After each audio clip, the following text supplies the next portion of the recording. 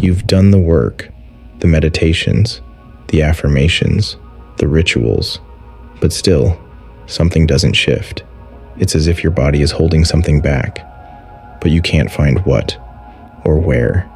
It's not in your mind, not in your emotions, not even in your breath. It's deeper, buried in a part of you so ancient, so central, that most people never realize it exists.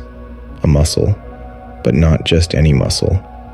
This is the psoas, the one the ancients called the muscle of the soul. Curled deep inside your pelvis, this muscle connects your spine to your legs, your breath to your movement, your fear to your field. When this muscle is locked, you cannot rise, you cannot manifest, you cannot feel safe inside expansion. It holds trauma, it holds contraction, it holds the silent signal that tells the world, I'm not ready yet, but you are ready, and your body knows it. That's why you're here. This video is not just about the psoas. It's about the gate that stands between you and your quantum field, the part of you that still flinches in silence, the muscle that still whispers, protect, survive, brace. But you didn't come here to survive. You came here to expand, to create, to embody. In the next few minutes, you'll learn why this forgotten muscle has blocked your field, and how to gently awaken it so it becomes your ally, not your armor. And once it opens, everything shifts. Your breath deepens, your field responds, and your body finally remembers what it feels like to be safe, to be free, to be whole. The energetic lock of the psoas. At the base of your spine, tucked behind your inner organs, rests a long, deep muscle. The psoas. It is not seen, but it is felt in ways you may have never named. It tightens when you feel unsafe. It locks when you suppress emotion. It holds its shape when your life says, move, but your past still says, freeze. The psoas is not just physical. It is energetic memory wrapped in flesh. Every time you were told to hold it in, every time you didn't speak, every moment you felt too much, but had to act like it was nothing, your psoas absorbed it, not out of punishment, but out of protection, because this muscle is the first to respond to danger, and the last to let it go. Modern anatomy will tell you it helps lift your leg, that it flexes your hips, that it stabilizes your spine. But what it also does is send signals to your nervous system. Contract here. Protect here. Don't go forward yet. And you obey without knowing why.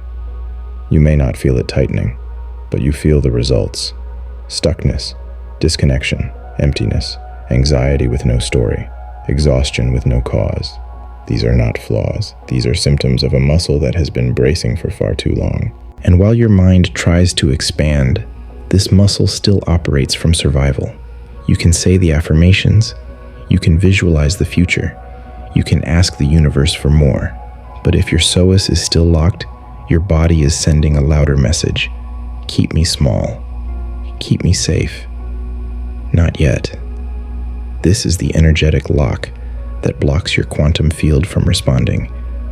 Because your field is not just listening to your thoughts, it's listening to your tissue, to the signals coming from deep within your body. And when the signal is fear, resistance, or frozen memory, your vibration cannot rise. Your intentions do not land. Your reality does not shift.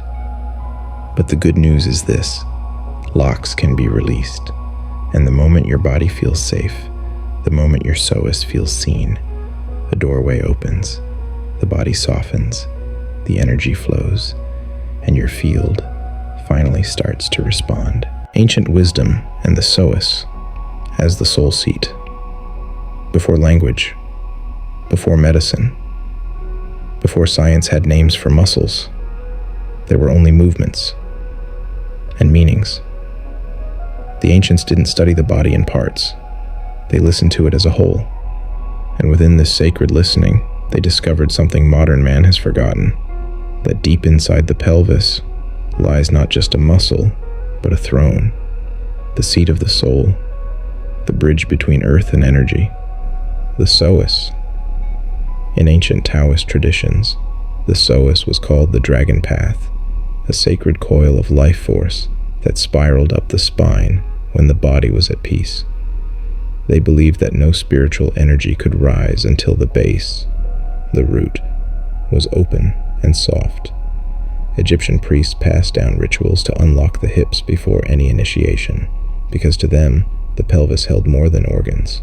It held the memories of the lineage, unprocessed grief, old contractions, stories never spoken, but deeply felt, and in Hermetic texts, the spine was referred to as the pillar of light, a vertical axis through which divine energy rose. At the base of that pillar sat the Psoas, guarding it like a sacred gate. These weren't metaphors, they were felt truths. To the ancient mystics, the Psoas wasn't a hip flexor. It was a vibrational hinge between survival and creation. If it was locked, no energy could rise. If it was soft, the field could awaken. They moved differently. They breathed deeper. They walked with presence. Not because it looked good, but because it kept the inner gate open. And there's something else they knew. Something we are only just beginning to remember. That the body is not just a vehicle. It is a field of codes. And the Psoas is one of the first codes to activate, because when it opens, old patterns release, old frequencies lift, the soul gets space to speak. This wisdom was never written. It was transmitted in silent rituals, in sacred dances, in the quiet breath of initiates who knew that to rise higher, you must first go deeper. And now, this knowledge is returning to those who are ready to feel again, to listen, to soften, to those who understand that spiritual growth doesn't start in the crown. It starts at the base, in the place where your soul has always lived, but your awareness forgot to look. Activation ritual, breath plus awareness. Now that you've remembered what the Psoas truly is, we begin the return, not through stretching, not through control, but through presence. Because the Psoas does not release with force, it opens with attention. So now come into stillness. Sit or lie down. Let your body settle. Not perfectly, but honestly. Feel gravity. Let it support you. No need to fix your posture. Let it shape itself. Bring your awareness to your lower belly, just below the navel. This is the center where your soul's breath begins. Now slowly, breathe in through the nose, but not into your chest. Breathe downward, as if you are sending air into the roots of your being. Feel your belly expand softly. Feel your pelvis respond. Exhale gently, as if you're releasing a weight you didn't know you were carrying. Do this again. Inhale. Feel light enter. Exhale. Feel heaviness leave. Let your breath become a conversation with your body. Now bring your attention even deeper to the center of your hips, right where the legs meet the spine. This is where the Psoas lives. You may not feel it clearly. That's okay. Just listen there. Place your inner awareness into that silent space and breathe into it as if your breath could reach bone. Each inhale sends a subtle signal. I see you. Each exhale sends a whisper. You are safe now. The Psoas doesn't open because it's told to. It opens when it no longer needs to brace. With every breath you take like this, you're teaching it something new, that this moment is not the past, that this breath is not the trauma, that this space is now safe to expand into. And the moment your body believes that, the field around you begins to shift. This is the first ritual, not movement, not mastery, just meeting your own root with presence. You don't need to understand every sensation. You don't need to fix what arises. You only need to stay, to witness, because your awareness is the healer. and your breath is the code that begins to unlock the throne of your being. Movement and expansion practice. Now that the breath has opened the door, we enter the temple. This is not about big movements, not about perfect posture. This is about what lives beneath the surface. Because the Psoas responds not to effort, but to invitation. And today, we invite it to move for the first time in a way that feels safe, fluid, and free. Begin again in stillness. Feel your body. Feel where it's trying to hold, where it wants to collapse, where it feels numb. Do not judge it. Just observe. Your body is not wrong. It's just remembering. Now take a breath, deep into your lower belly. As you exhale, imagine a small spiral in the center of your pelvis. Not a tight spin, but a soft, glowing spiral of light. Let it turn slowly, subtle, almost invisible. You're not moving it with muscle. You're awakening it with awareness. A gentle inner sway. A slight pulse. A spiral that turns not to stretch the body, but to melt what's frozen. Now begin a micro movement. Slightly shift your pelvis forward, then back. Just a few millimeters. Just enough to feel something change. This is not about doing it right. It's about reintroducing motion where your body once froze. Let it be small. Let it be sacred. You are not trying to perform. You are trying to listen. As the pelvis rocks, bring your breath with it. Inhale, spiral expands. Exhale, spiral softens. With each wave, you are reminding your nervous system, you are allowed to move again. This is how we unwrite the old code, not by pushing through it, but by creating a new rhythm, a rhythm of safety, a rhythm of freedom. You may feel warmth, you may feel release, or you may feel nothing at all. Don't chase sensation, just stay with the spiral, with the breath, with the body, because this is not a technique, it's a return to a movement that was once natural, before the world taught you to hold everything in, and now your body begins to remember. The forgotten spiral, the bonus gesture. There is one more gesture, a movement not taught in books, not found in science, but felt by every soul that has walked the inner path. The ancients never gave it a name. They only passed it down in silence, from body to body, from breath to breath. It was known as the spiral, the original shape of life, the motion through which energy rises, not in a straight line, but in a gentle, sacred coil. And now, you will remember it. This is the forgotten gesture, not for the outer body, but for the inner field. Begin again in stillness, rooted in your pelvis, aware of your breath. Now visualize a thin thread of light resting at the base of your spine. This thread is not stiff, it's soft, alive, and as you inhale, imagine it begins to spiral upward, not fast, not forced, but in a slow, fluid motion, weaving its way through your core, like a serpent of energy rising through your spine.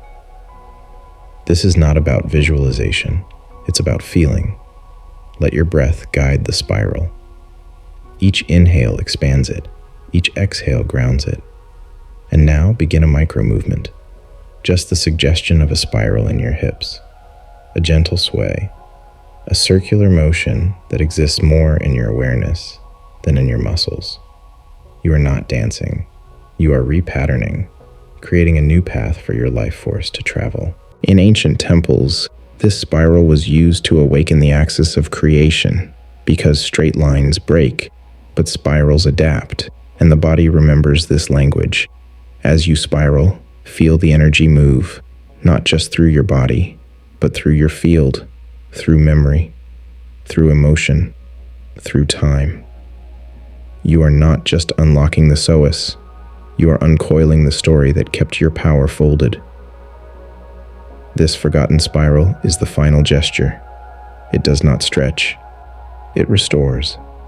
It tells your body, you can rise now, without bracing. It tells your field, the signal is clear. I am ready. And it tells your soul, This temple is open. You've learned to soften. You've breathed into silence. You've moved through stillness. And now, you spiral. Because life doesn't expand in straight lines. It expands in waves, in rhythms, in sacred spirals. And today, you've stepped into yours. Now pause and listen. Not to me, but to what remains in your body, to the silence that was once filled with pressure, to the space that has just been cleared, to the feeling that something subtle but real has shifted.